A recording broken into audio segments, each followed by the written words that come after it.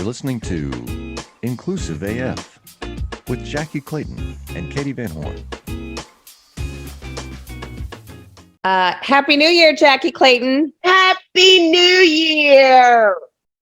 This is the Inclusive AF podcast, and we are all about it in 2023. It's happening, people. I have a new puppy in the house, destroying everything, which is fabulous. And that's really all I've got. What do you have going on there? Listen, you need help for that. I don't know why you got another dog. We should talk about that. Nothing. I've got absolutely nothing, which is perfect. It's exactly where I want to be in wonderful Waco, Texas. Things have been great. I'm ready. I'm fired up for 2023. That is good to hear. I'm easing into it. I'll leave it at that. So, hey, without further ado, we have an amazing guest to kick off 2023. And we are very excited for this conversation just because it's something that is near and dear to both Jackye and my hearts. And it's something that I think is very critical as we talk about just, thinking about the way our society views women and the way our society kind of views some of these topics that we talk about in the corporate world, but also in the outside world, and how this impacts hiring, how this impacts just inclusion altogether. So, Alison, thank you so much for joining us. I will turn it over to you to introduce yourself, and then we will jump right in. Hello, my name is Alison Rapping, and I'm the CEO of an organization called Arouet. And we are an organization that works with women who have been and are currently involved in the justice system. And we work with them on all aspects of re-entering into society. We also run a comprehensive storytellers program where we really work with women who have been incarcerated and their families. And we meet with business leaders, elected officials, policymakers, church leaders to really help give a real perspective of what this is like from someone who truly has lived experience. Awesome. And so currently we have over 300 women in our program each year, and our recidivism rate, which is the number of women that go back to prison, is under 3%. Oh my gosh, that's amazing. Okay, I have like 4,000 questions, and I can just see from Jackie's face that she does as well. I just want to say something that I love about the website in looking at it, where it was like, the past does not determine your future. And I think it's really timely to have you on right now as it's like, we launch into 2023, because that's like how we have every day we have, an opportunity, a choice and a chance, right? So as we kick off, I love the friendly reminder that my past doesn't determine my future. And so we're just going to keep going. We made it. We made it another time around the sun. Yes, I am happy about that. Absolutely. So, Alison, can you start off just by telling us, how did you get started on this work, and kind of what inspired you, or, kind of what was the impetus behind it? So I came to Arizona to start a volunteer service organization, a HandsOn Network. I started the HandsOn Network affiliate here, and I did that for a long time. And I got very invested in the community. As I was doing this, my brother, Jonathan Rapping, was starting a nonprofit organization that was about reforming indigent defense in America. He was a public defender for many years. He saw injustice, and he really wanted to build something that was going to sort of revolutionize indigent defense. And he invited me to come to the South for a 3-year odyssey to help them build this organization, Gideon's Promise.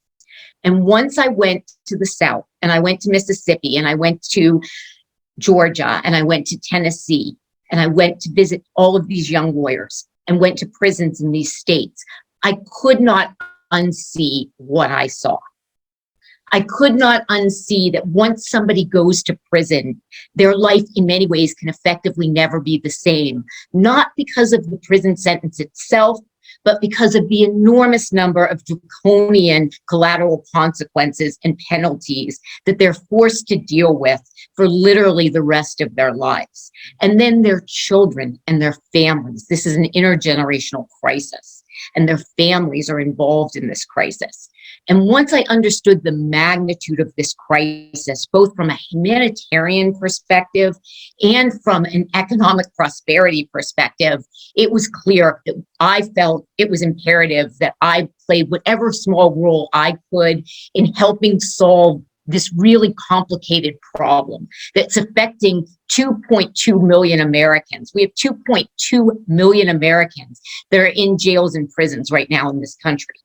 I mean, that's an exorbitant number. And when you think about this, each one of these people has parents, children, brothers, sisters. They're all involved in this. So we've got millions of people in this country involved in the criminal justice system, and it's hurting them, and it's hurting their families, and it's hurting their communities. I have a question though. Okay. You all end up in the same family. You, brother, where did this come out of? Did this come out of? I mean, that's just amazing that you both, like, people are so afraid to take this step. And so then you have two, siblings that have gone on a leap to help other people to have this passion. How did that happen? It's none of my business. You can also tell me it's none of your business. We very quickly, we grew up, my parents were both professors. They were very involved in community. But they also were academics. And I think my brother and I said, well, we love that you're academics and we love all your books, but we want to see how this plays on the street.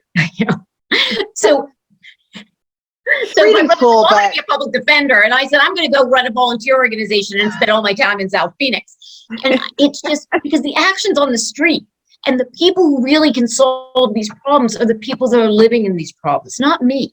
So I can help support it. But what makes Arouet, our organization, so powerful is half of my team has lived experience in Perryville Women's Prison. And the strongest women in my organization collectively have spent more than 60 years in that prison. So they know how to be incredible advocates and supporters to the women coming out after them. Wow. Okay.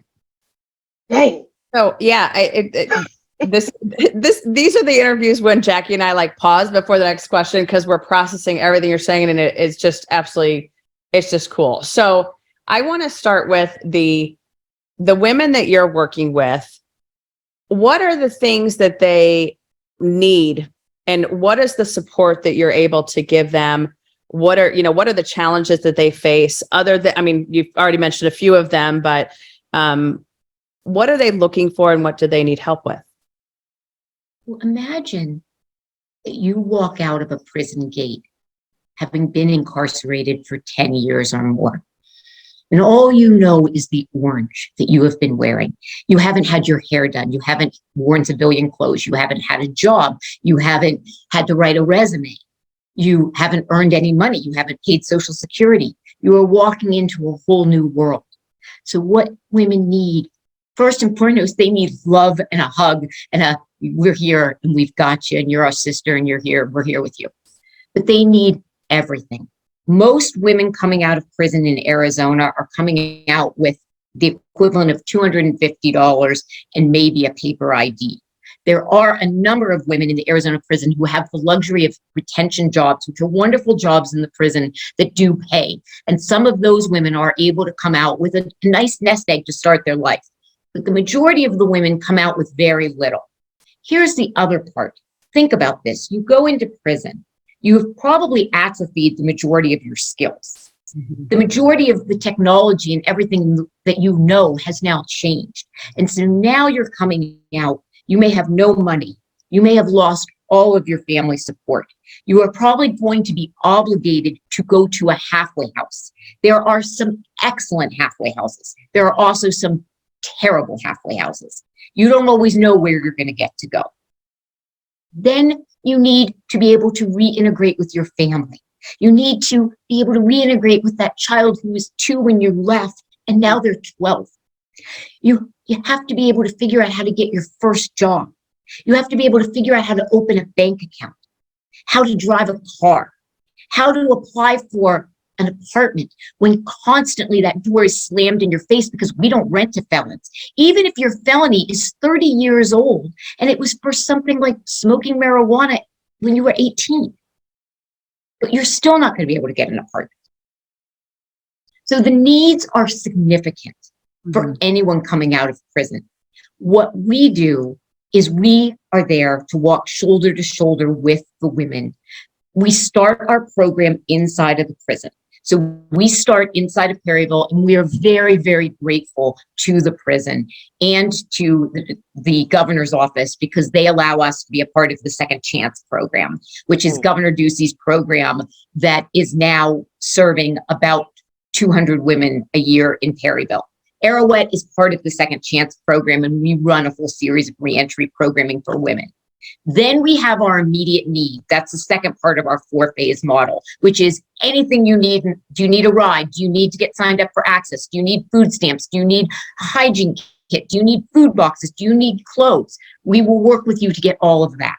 Then the second step is, what do you want to do? What kind of career do you want? Do you want to get technical skill? Do you want to get a certificate? Do you want to go right into the workforce? How do you want to work on moving from minimum wage to livable wage? So we do a lot of workforce development work with them. We do a lot of work with them to help them be able to overcome the fear they have of telling a potential employer, hey, I have a felony conviction on my record. And so we do a lot of work getting them situated. We do financial coaching. We do employment coaching. We run all kinds of wraparound services. And then we also are very invested in helping them access the healthcare system. So realize women have had probably limited amounts of healthcare in the prison system. But when they get out, they're eligible for access, which is the Medicaid program. We call it Access in Arizona. That is a major program. But imagine trying to figure out how to manage this when you've never, ever maybe been to a doctor before. So we work with them to be able to access the complicated system of how do you get a primary doctor? How do you then find out what kind of behavioral health services do you need? What kind of preventative services do you need? What kind of holistic care do you need? Then we work with them on helping them find for them, what is their spiritual journey? How can we help them find the places that they want to go that are meaningful to them? We are never prescriptive in what we do. It is what they want, and how can we help you to find your success? We are not going to determine what success means to them. We're going to walk shoulder to shoulder with them to help them meet their life as successes as they want it to be.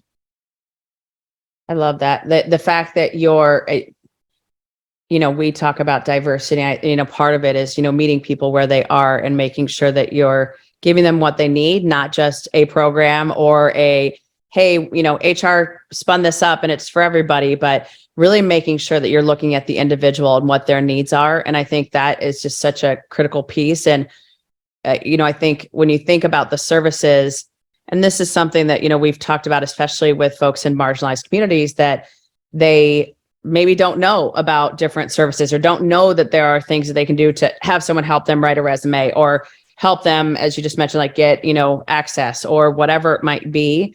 And, what a journey that is to even just uncover what's out there that can be helpful and can be, something that supports whatever their journey is. So that's amazing. When like the folks that are going into your programs, without getting too specific, but you mentioned that a lot of them have felony convictions.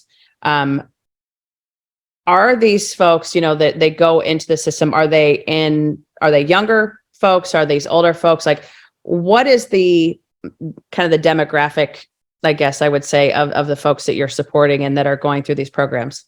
Great question. If you've seen one woman, you've seen one woman. One thing about the Arouet program is you're welcome to be a part of it. If you are referred to us by somebody or you're a part of the Second Chance Center, you're welcome to come to Arouet. We do not discriminate. Any woman who wants to come to us who's been involved with the justice system, we have pretty strict criteria about what it means to be an Arouet because we have limited bandwidth, but we are willing to work with you. Here's the other thing about Arouet. if you mess up, and people mess up, it's just life, and you go back or you recidivate or you relapse, that is not a problem. You are always welcome to come back. People's journeys take lots of different approaches. They take lots of different directions. Arouet is always here for you if you want Arouet. But here's what differentiates, what I'm hoping differentiates Arouet and what we're really working on in our organization. One, we have a very diverse team. So we are intentional about our diversity because we want every woman to feel that they can relate to somebody in the organization. So we have for a small team, we have tremendous diversity on that team. We also really are building a community. So we tell people when they walk in the door, if you'd like to utilize Arouet for transactional reasons, absolutely, you can, but that's not what we're all about. We're here to build a community. We're here to have you be a part of this community. We have activities for you. We have events for you. We have a mentorship program. We have a volunteer program. We have a storytellers program. There are so many ways for you to stay invested. But my dream for Arouet, we are bringing people in and we're calling them faculty.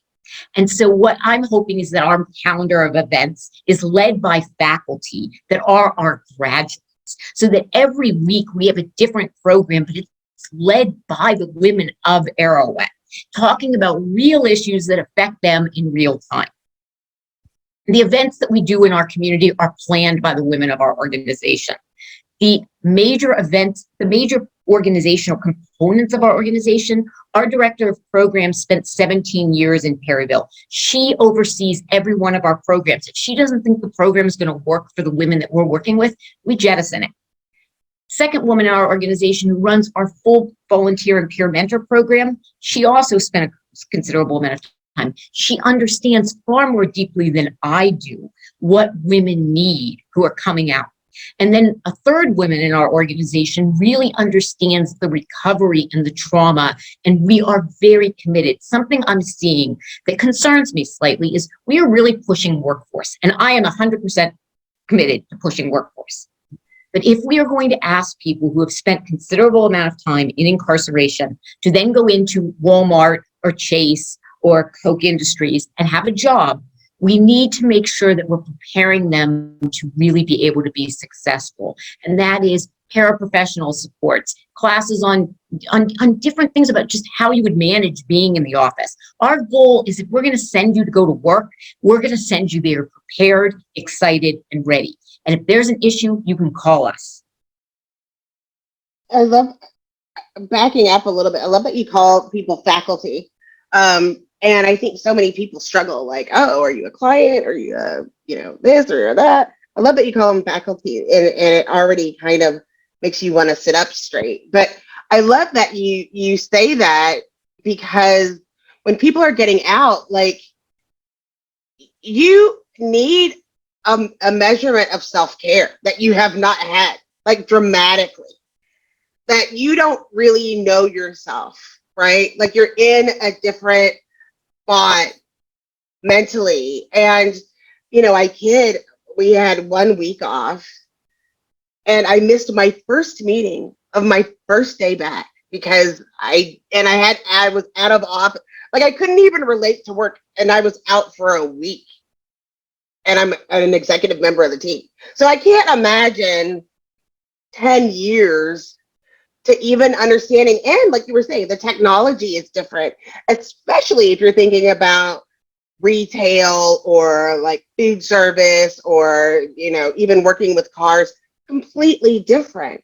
And I'm glad that you said that. Like, how can we support these people as they're looking to get back into, it's almost like a journey of getting back to self, It is absolutely.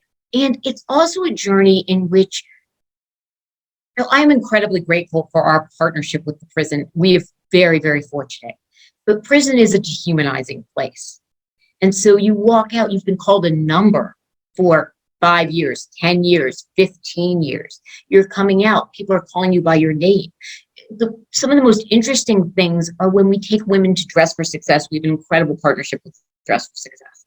And the experience of them having a personal shopper and having their makeup done and getting all of their outfits. And then they're taking pictures and sending them to us of, of this experience and how much more confidence they have.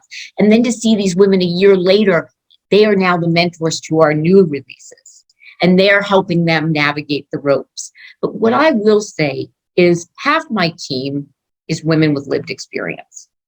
Smartest, most dedicated, most committed people I know. I am a walking advertisement for the fact that just because somebody has a criminal conviction does not make them abundantly workforce ready. And I think we have a major opportunity in this country that we must address right now, which is the complete problem that we're going to have if we keep keeping people out of the workforce with all of these arbitrary licenses, arbitrary ways in which you can't make it through the algorithm when you apply online for a job, which is how most jobs are happening. The idea that somebody's going to turn you away before you can even describe what happens with your crime. We are losing so much talent in this country because we are not allowing incredible talent to go to work. And what is going to happen as a result of this? If we in Arizona have a $1.5 billion prison. That's what we spend. That's more than we spend on higher education in the state of Arizona, $1.5 billion. But that's not the true cost of what it costs of people being in prison. It's the cost of your children going into foster care. It's the cost of you having to rebuild your life, rebuild all of your tools if you were a tradesman, rebuild a house, rebuild a credit score that's probably been destroyed, rebuild a whole tax base that you haven't been able to pay into. We are costing people a fortune, and we're costing our states a fortune because we've draconianly put these arbitrary things into place that keep people from being able to do what they really want to do, which is have really good quality work. And so I think the greatest thing we can do over the next 5 years is help educate policymakers and business leaders about why fair chance hiring is so important, why it is good business, why there's nothing charity about it. In Arizona right now, we have 2 jobs for every 1 person looking for a job. Mm-hmm. Why are we arbitrarily keeping people out of the labor market? Why are we keeping these businesses from having quality workers for reasons that make no sense? So I hope that through our work and through our storytelling, we can help educate people on why fair chance hiring is important, how you can do it successfully, and why some of the things that you might believe are not really true. Alison, can you share a little bit more when you say fair chance hiring? What do you mean by that? So fair chance hiring is if you have a criminal conviction, you would still be able to go through the interview, you would still be able to explain, and that the company doesn't have a million arbitrary boundaries as to why you can't be employed there. So right now it is almost impossible for somebody who's been in prison to work at a bank. So I'm going to shout out one of our sponsors, JP Chase, who is one of the founding organizations, as is AT&T, Koch Industries, Walmart, CVS Health. They are a founding member of the group that is really working nationally of corporate 500, Fortune 500 companies to look at this, because what they're starting to see is that this is dramatically affecting the corporate labor market. And we've got to get people back to work. It's not healthy for their families. But there's 2 kinds of policies that keep people from working. One are government policies. Those can be draconian. But then we also have just arbitrary policies that businesses will put into play, some of which make perfect sense and maybe need to stay, but some of which really we can revisit them. So we really are trying to work with businesses to showcase where they could maybe look differently at some of these hiring opportunities. It's not charity. This is truly some of the strongest workforce you're going to find. Right.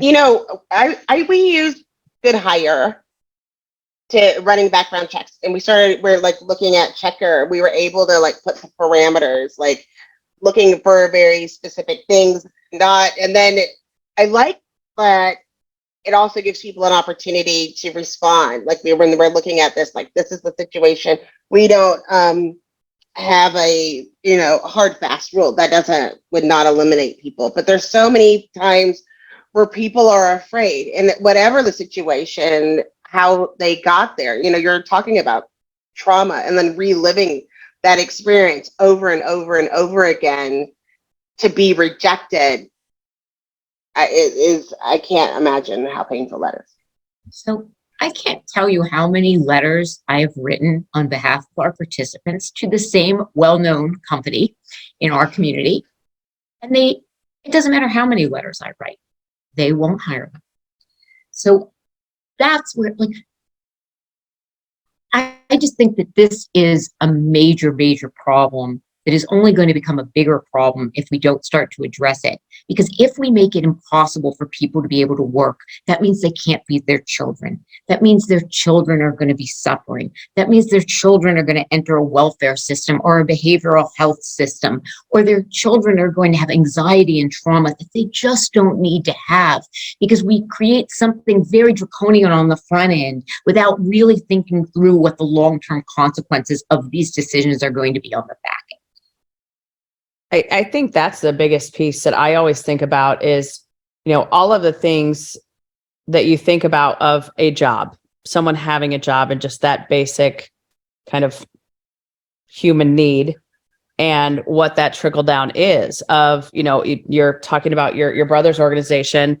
If they're not able to find a job, then do they end up in his being supported by him because they're now on the street, unable to have a job, children on the street, all of these different things. And also what that does from if we are talking about government and, government support, all of those things, there's just such a trickle down and a cost associated with it. So even if you're not thinking about it from the human level, there's also the financial level. There's that trickle down level of all the different things that happen. And I think that's the piece that people also don't think about. And, I am always fascinated by people like, oh, well, they just want to be on welfare. They just want to be this, that. And I'm like, no, that isn't true. And how many people do you know that it is that embarrassment of I'm applying for a job and I have to put this information on there. And that's really embarrassing because this happened 15 years ago, but I know they're going to find it when they do that background check. So I have to list it, or whatever it might be, or having to have that conversation. Let me explain what happened. I was involved in whatever. And it is, I can remember just, in the evolution of being in talent acquisition and recruiting, that when I first started, there was a matrix that you followed. And it truly was, if then, oh, they had a felony conviction. Thank you so much. Thank you for your time. Bye-bye. If they had a misdemeanor, okay, well, what was it for? And all of these different pieces. So it wasn't even hey, you have a felony, let's talk about what that was. It just was, you're done. And I think there are so many, I'm happy to hear and to see that so many organizations are evolving from that place. But I think there's just so much more that needs to be done education-wise for organizations. Here's another interesting thing. There's not one woman in my program that says they didn't commit the crime. I mean, look, people are honest about what happened to them. They made a mistake. The women in our organization, they own the mistake. They are willing to pay for the mistake. They take responsibility for the mistake. But the problem is that in some of our states, our consequences are so great that even if you are so completely sorry, you served your time, you still cannot get your rights back. You still cannot get a job. You still may not be able to get your child back. So there's a lot of reasons why we need to make some changes so that we can build a healthy society for families and do what is best for our country, which is allowing families to be together and make meaningful livable wages so that they can raise their children. And that's what we're trying to do, is give people those opportunities to have the families and the life that they deserve to have. I'm glad that you said that. I've been working on talking about why diversity programs fail. And one of the things that we were looking at was because these things are systemic and you're trying to change a person instead of changing the system. So we were talking about people with disabilities and they were like, well, what required by law, talking about different statements. I was like, oh, nothing. They're like, and then they got so upset and they went off and I was like, go vote. Like, this is nothing you can tell me all day. You ask me about compliance and I let you know the answer. And people are shocked, but you shouldn't be shocked. And I think if you broke it down by state or, different districts, people would pretend to be shocked, but the information has been there all along. And so it's like, I'm done with willful ignorance. Like, how do you think this was going to go down? And I love that it's like, oh, tell me about your felony. What are you going to do about it? After you hear about it, what do you have to say? Because you're so completely biased. You can't imagine being in the situation. What exactly are you listening for?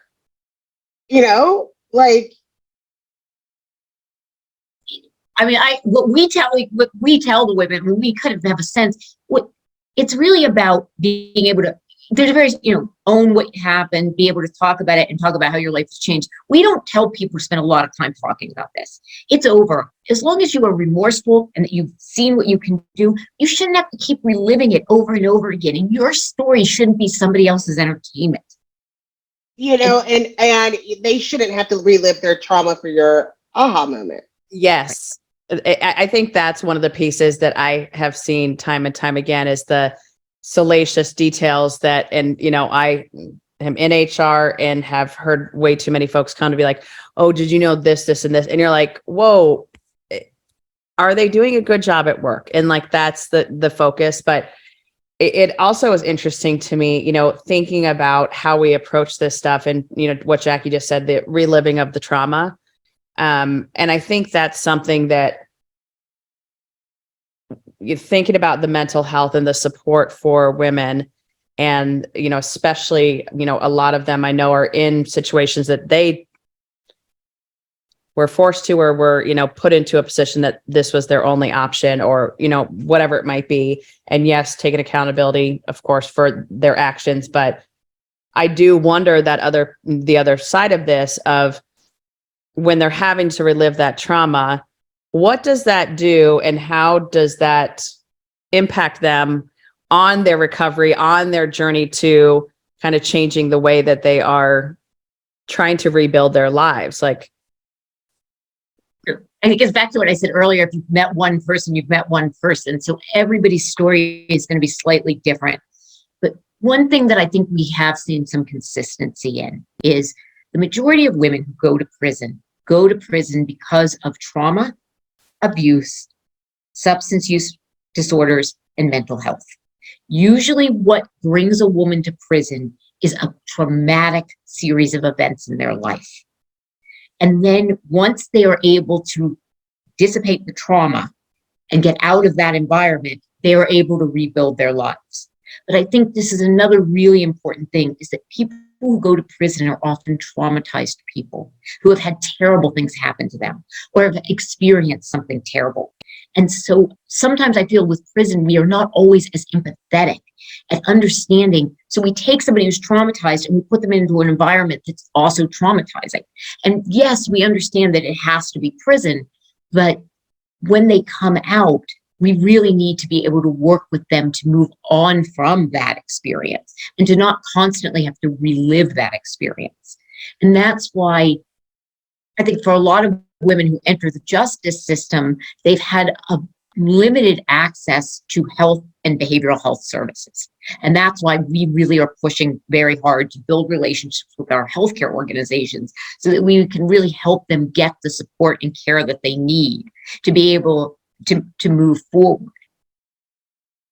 Well, and then it's so hard to get access.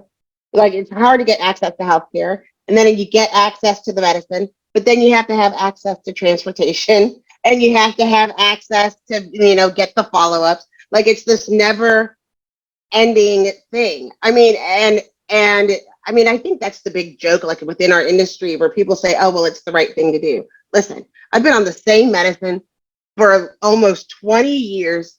CVS hates me. They text me every month with the same medicine for 30 years. Like, are you going to pick it up? Do you need a refill? You got to go to the doctor. And I'm always like shocked for some reason. Oh yeah, I forgot.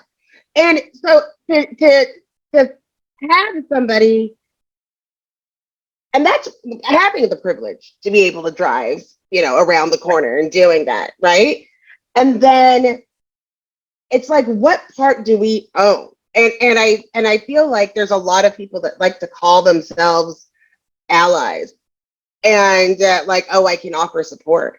But offering that support and being a true ally is helping to navigate, but then also fixing the system that's broken. That's where that comes into play. And that's why we have the Storytellers program, because what we're trying to do is we're really trying to be very holistic in our approach. We run a program and we are dedicated to data and metrics. We study the heck out of the data. So we know what programming and what interventions we're doing that really work. Now what we're trying to do is take this data that we've collected over 4 years and bring it to people who have the ability to make change and say, if we can look at some of these things a little differently, maybe we can have better results for people. And we feel that our own women, with their ability to articulate, to be storytellers, to share their own experience, is one of the best ways that we can go to help people start to see what changes need to be made.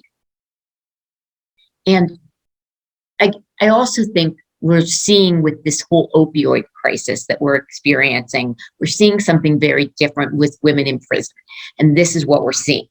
We're seeing a lot more middle-class women going to prison for drugs. We're also seeing a lot of rural women going to prison for drugs.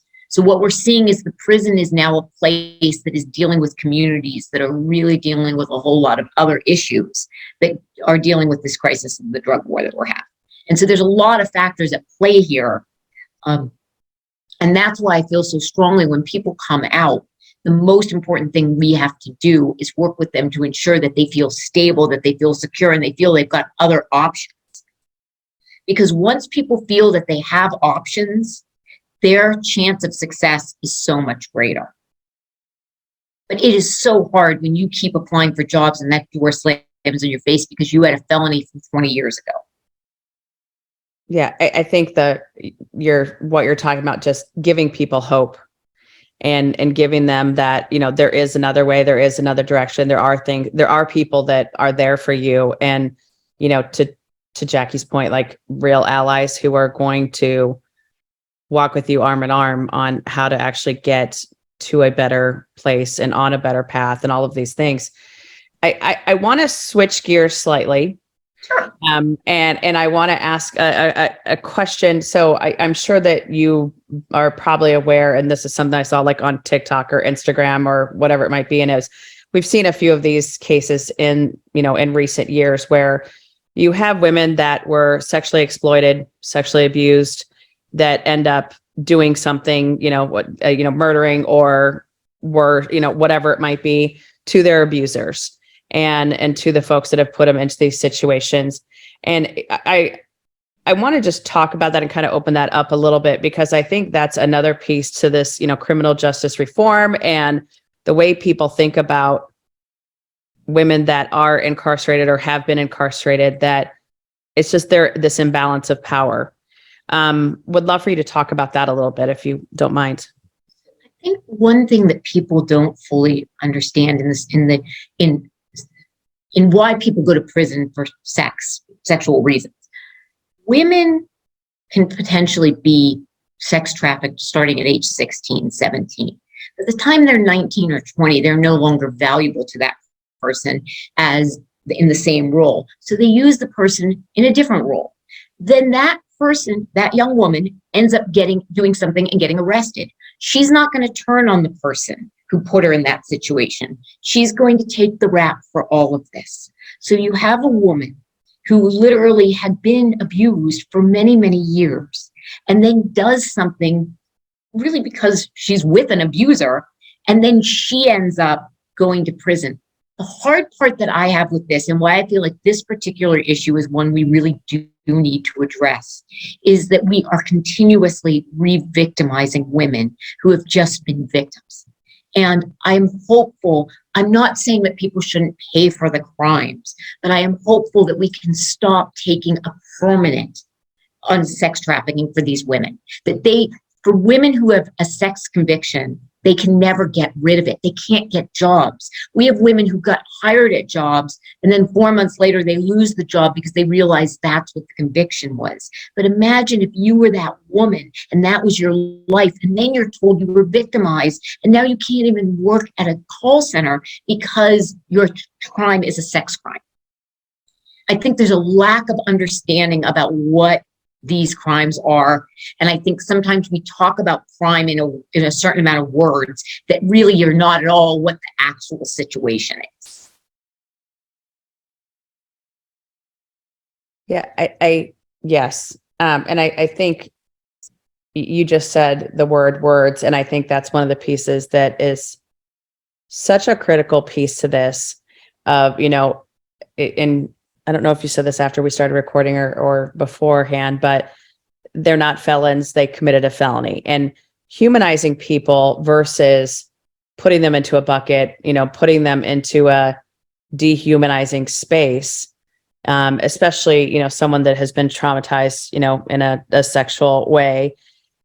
There is such a dehumanizing and, almost a removal from self that is that self-protection mode that they go into. And then on top of that, to have that happen, and, to the example you just gave of, can you imagine starting a job thinking, okay, finally, I'm on a better path, and then having the rug pulled out from under you 4 months later. And I think that's the piece too, that we don't need to know the story. We don't need to know all of the background, but I think being able to say, yes, you did the time. Now let's move forward. Like, there's no one that can say, I haven't made a mistake, or I've never done anything wrong.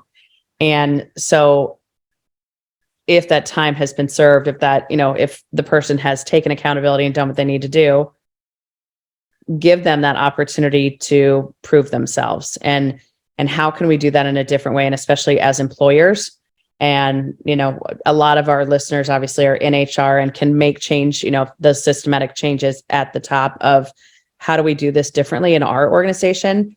So I think that's a piece too, that just we keep coming back to that. Well, and as you say that this is going to be for a lot of HR executives, one of the things that we're really passionate about is workforce. That is because for what we're seeing at Arouet is, if you can get a meaningful, livable wage job, that's going to be your ticket. And so we are very committed to workforce, and we hosted an event at the Biltmore Hotel last year, partly because I just got frustrated with the doors getting slammed in the face of so many. I just couldn't take it anymore. I mean, we keep slamming the doors in the faces of these amazing women. And so we decided to make a major investment and host this event at the Biltmore Hotel, and brought in national leaders, including the head of the Jackye Foundation.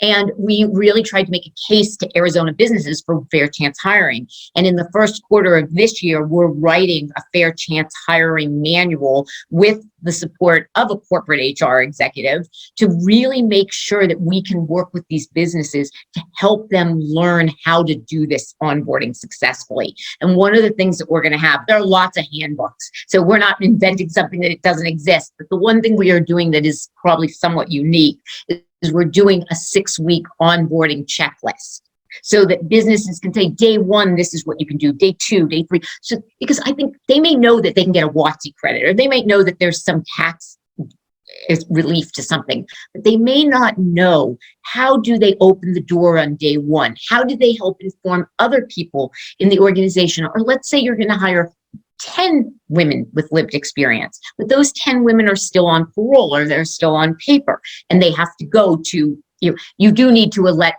other employees know. And I think we really want to make this handbook so that we can help HR people and managers see and have a path to support the fair chance hiring they want to do in their organizations. I'll speak for myself and for our listeners. We want that. We want access to that handbook, because I think that's something that there is this, how do we do this? How do we do this the right way? How do we, so many folks, and again, this goes to all of the diversity that we talk about on this podcast. It's, how do we do this the right way from day 1 to make sure people feel included, feel like they're a part of the organization, feel like they can do great work and be proud of what they're doing and make an impact in all of these things. And it is just, how do we change the systems? How do we change the ways that we approach this work? So I love that you're doing that, and that, that's a piece of work that I think every HR person would value and want to take a look at and see how they can implement it in their organizations. I want to say something quickly. Yeah, if you are listening and you do want to make that change, do not let perfect get in the way of you reaching out. Don't wait on Allison, even though Allison, you're a very fine person, and I'm sure it's going to be lickety split before this thing is done in everyone's hands. But so often people are like, oh, I don't know what to do. There are a lot of organizations that will hold hands, and then you can, have regular meetings and have various coaches. And even if we learn these various pieces, take your time, understand that you're going to make these mistakes. And I always say, make these mistakes quick and often, and then learn, and then grow, and then share what your learnings with other people. And there are two great handbooks that I can actually share right now that are not about Arouet. But SHRM has a handbook, Putting Talent Back to Work. It's a great handbook. It focuses more on the task. It's less of an onboarding book, but it's an excellent book. And then CEO Equity, which is the group of Fortune 500 companies that all have executives working on some of this work. They have an amazing woman working on this, and they have an excellent onboarding handbook.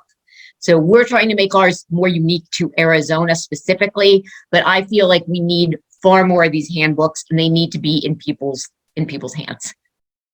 Awesome. And we will make sure to add those to the show notes so folks can link to those and learn a little bit more. So that's great. So last question. What do you want to make sure people heard during this conversation? What do you want people to do? What are the things that leaders, HR folks, whoever it might be, can start doing? I think the first thing is we have to move to people first language. We have to change the nomenclature. If you watch, and many of us have watched Law and Order. My mother wrote a book, Law and Order as Seen on TV. And it's all about the prosecutor and the police. We use language often that continuously victimizes people. We say you're a felon. We say you're a convict.